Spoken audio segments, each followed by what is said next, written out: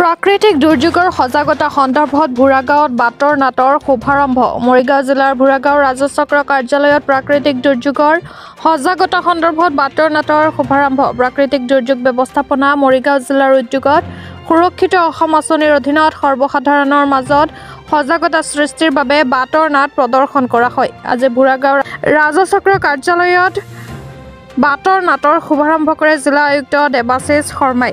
এই শুভাৰম্ভ অনুষ্ঠানত জিলাৰ অতিৰিক্ত আয়ুক্ত অনসিয়া শৰ্মা, বুঢ়াগাঁও ৰাজচক্ৰ চক্ৰ বিষয়া প্ৰিয়ংকা বনিয়া, জিলা প্ৰকল্প বিষয়া ৰঞ্জু শৰ্মা, বুঢ়াগাঁও থানাৰ ভাৰপ্ৰাপ্ত বিষয়া হেমন্ত বৰগোহাঁই, স্থানীয় বহুকেইগৰাকী বিশিষ্ট ব্যক্তিসকলৰ লগতে কেইবা শতাধিক স্থানীয় ৰাইজ উপস্থিত থাকে।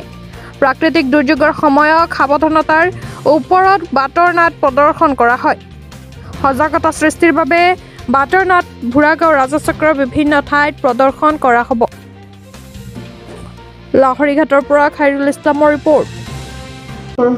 মাজত সজাগতা হৈছে, বিভাগীয়ভাৱে হৈছে আৰু যিবিলাক কাৰেণ্টৰ বস্তু সেইবিলাক যে আমি ছুইচ বন্ধ কৰিব লাগে বা কেনেধৰণে আমি নিজকে সুৰক্ষিত, আমাৰ কণমানিহঁতক আমি কেনেকৈ সুৰক্ষা দিব লাগে, নিজৰ ডকুমেণ্ট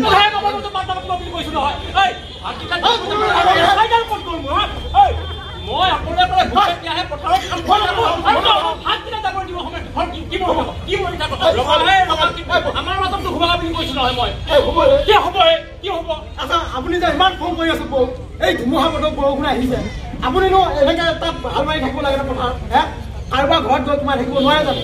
আপোনাৰ আজি যদি প্ৰতিজন নাগৰিকে সংকল্পবদ্ধ নহয় যে মই গছ নেকাটো, যদি গছ কটা মই দেখো তেতিয়াহ'লে মই শান্তিপূৰ্ণভাৱে মই তাৰ নিশ্চয় প্ৰতিবাদ কৰিম। আজি ওজন লেয়াৰ বুলি যোনটো বুঢ়াগাঁও ৰাজচক্ৰত প্ৰথম দিনৰ যি কাৰ্যসূচী তাৰে শুভ উদ্বোধন জিলা আয়ুক্ত ডাঙৰীয়াই কৰে আৰু আমাৰ মৰিগাঁও জিলাৰ ৫টা ৰাজচক্ৰত আমি 10খনকৈ প্ৰতিটো ৰাজচক্ৰত বাতৰ নাট কৰা হ'ব আৰু এই একমাহজোৰা কাৰ্যসূচী আমাৰ কৰা হৈছে। গতিকে আৰু ইয়াৰ মূল আমাৰ যোনটো উদ্দেশ্য বিভিন্ন ধৰণৰ যিবিলাক আমাৰ দুৰ্যোগ আছে, বানপানী বা ধুমুহা,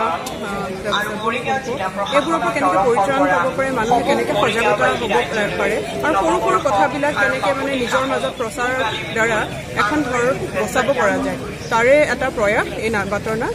লালিলাং গোষ্ঠী আৰু চন্দ্ৰ গোষ্ঠী তেওঁলোকে আমাৰ ৫টা ৰাজচক্ৰত বাতৰ নাট পৰিদৰ্শন কৰিব তেওঁলোকে আৰু ইয়াৰে আজি যি কাৰ্যসূচী হয় আমাৰ চক্ৰ বিষয়া কাৰ্যালয়ত প্ৰথম বাতৰ নাট হয় আৰু বিভিন্ন বজাৰ যেনেকৈ পাব্লিক থকাৰ জেগাত এই নাটকসমূহ হ'ব। গতিকে আহ্বান আমাৰ মৰিগাঁও জিলাৰ সকলো ৰাইজক যাতে এই বাতৰ নাট যিটো পৰিৱেশন হ'ব মানে উপভোগ কৰক, ইয়াকে কৈ